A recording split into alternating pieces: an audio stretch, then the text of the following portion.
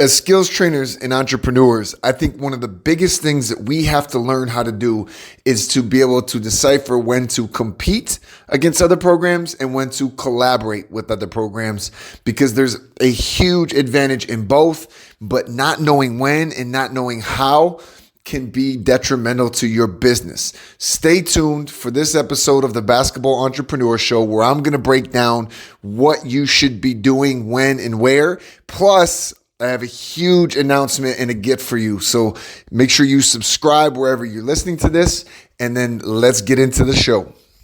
The Basketball Entrepreneur Show. Recognize that you got what it takes to succeed. Master the art of building your business to grow your basketball. Get me on the court and I'm trouble. And now your host and international pro trainer, Tim Springer. So I can remember way back when I started Spartan basketball, my mindset was compete against these other trainers, these other programs who were more established than me. Now understand something. I'm a very competitive person by nature. Obviously, being an athlete at that time, I was very competitive as well. And I knew I had to compete to get off the ground. I was starting with nothing. And then mind you, again, this was before smartphones, before social media. Some of y'all don't know how good you have at having that to start your business. But I was in a new city of San Antonio. I had grown up in New York. So a lot of these trainers that were established in San Antonio at the time, they had played in San Antonio. They grew up in San Antonio. They were part of the basketball community all their lives in San Antonio. So for them, they already had a network and an outreach and were known from their playing days to where it was easy for them to grow their business. So at that point, I had made a decision that I was going to compete against everybody and I was going to beat everybody. I was going to pass up everybody. And that competitive drive actually did work. It did pay off in the beginning.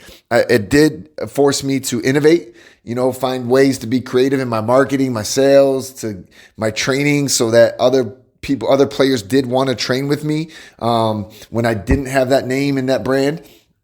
It forced me to work harder, to work more, to sacrifice more, which if we're talking about building any kind of business, those are key elements that you need for success, of course. And so it allowed me to do that. But then what happened was, as I started to pass up some of these other programs or just establish myself in the game as one of the leaders in San Antonio, I wanted to start collaborating and building more and doing more with other trainers and other programs to help players more, because I started to learn that, at some point you can only do so much by yourself and there's power in numbers.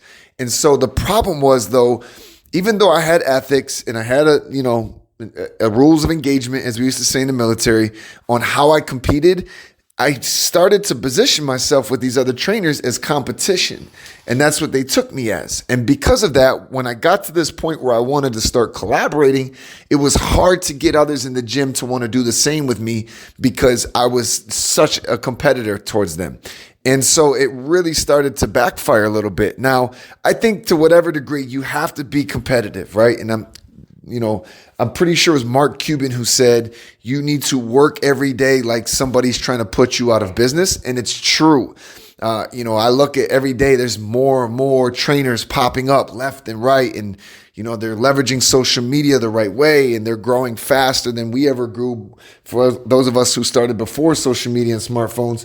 So the competition is there. So yes, you have to work and you have to grind in that manner. And I think that's important. I think that's absolutely important, because if you don't have that drive to get up every day and build the best business you can build, you will lose at some point. You will lose to someone who's willing to work harder to you. So that competitive drive has to be there. But I don't think it's so that you also, like Gary Vee says, have the biggest building while tearing down everybody else's. I don't think that's relative in this either as well, especially in the business we're in. Remember, for most of us, we're working with kids. We're working with kids, and this is youth sports. And, we have to set those examples. We can't be this grimy competitor that's trying to tear everybody else down while we preach to these kids to build and grow and be great teammates and great people. It's contradictive. But you got to have that competitive drive, no question. However, I think you also have to be very intelligent about collaborations. Collaborations can get you far.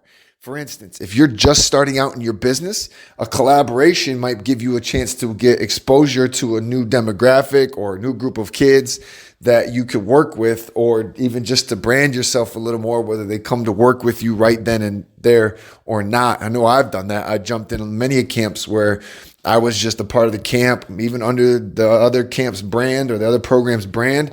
And it wasn't about me trying to extract kids from their network, but at the same time, it was a chance for me to get out there, me to show the kind of energy I put on the court, the value in what I could train and teach, so that long term, I did have some players come around to me that had remembered me from that camp or that clinic or event, whatever it may be. So there's some collaboration ideas in there.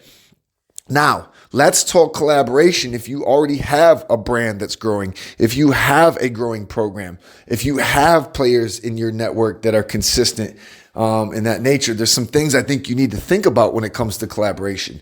Number one, how do you leverage each other's IP? And by IP, I mean intellectual property. So you may have some intelligence or intelligence probably isn't the right word, but you may have a gift in certain areas and how you do things, and so may this other program, or it might not even be another skills program. And I'll give you an example of what I mean by this, right? So before the pandemic, I'd actually partnered with this franchise that was an Under Armour franchise for a 3v3 basketball league.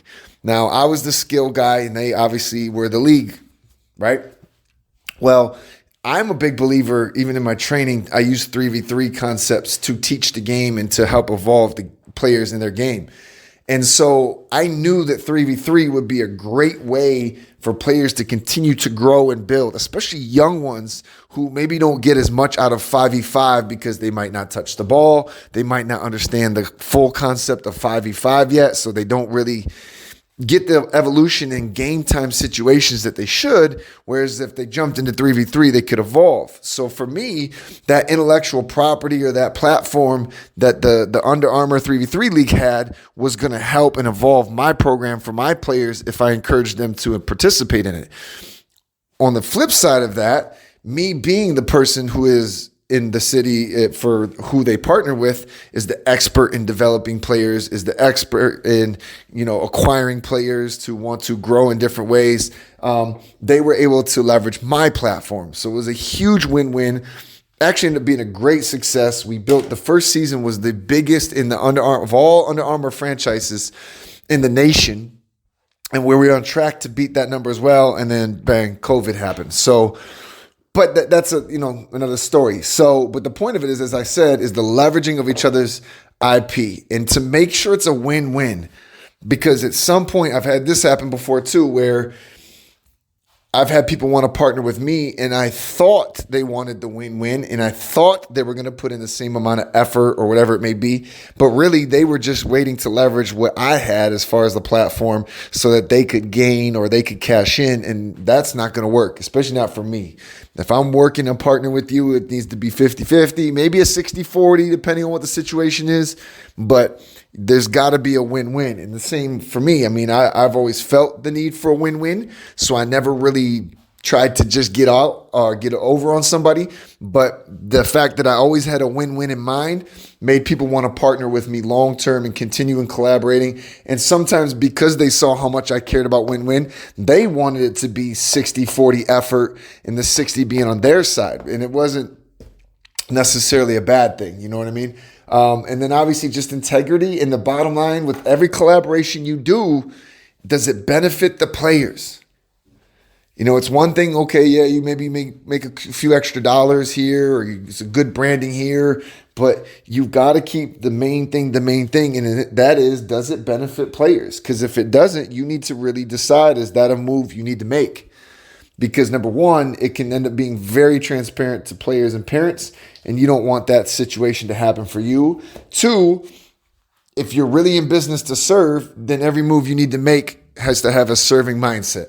So those are just some key ideas I think about competition and collaboration that you should always be considering, because those are daily things that happen in our businesses, right? Are we competing right now, or are we collaborating right now?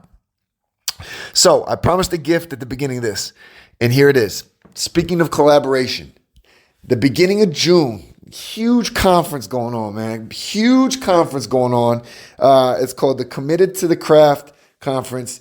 We're bringing in all types of trainers, all types of coaches, Phil Handy, Gannon Baker, guys like that, OGs who are legends in this industry are going to be presenting. You get the chance to learn from them. I was actually honored with the opportunity to be a panelist in one of the networking sessions, in the Q&A sessions, where you're going to get a chance to pick my brain, the brain of these other very experienced, amazing people who have so much to give and offer. And this is another way to collaborate. This is another way to collaborate. And if you're not doing this kind of collaboration where you can grow and learn from those in front of you or who have been where you're trying to be, then you're just stagnating your own growth. And then again, you're not serving your players to the highest level that you can, because to serve your players at the highest level that you can, you have to be at the highest level you can be. So I'm going to strongly encourage you to be at this conference the beginning of June. There's a link in the description wherever you're listening to this, and to go another step forward, to really hope to see you there, use the code Tim Springer. I was able to negotiate that with them so that we could do whatever it takes as far as there be no resistance to you being at this event.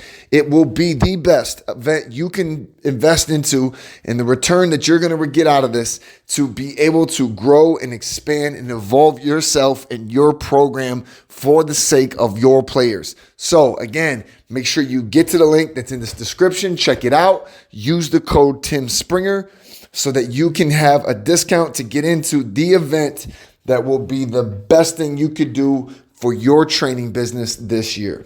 I'll see you at the event.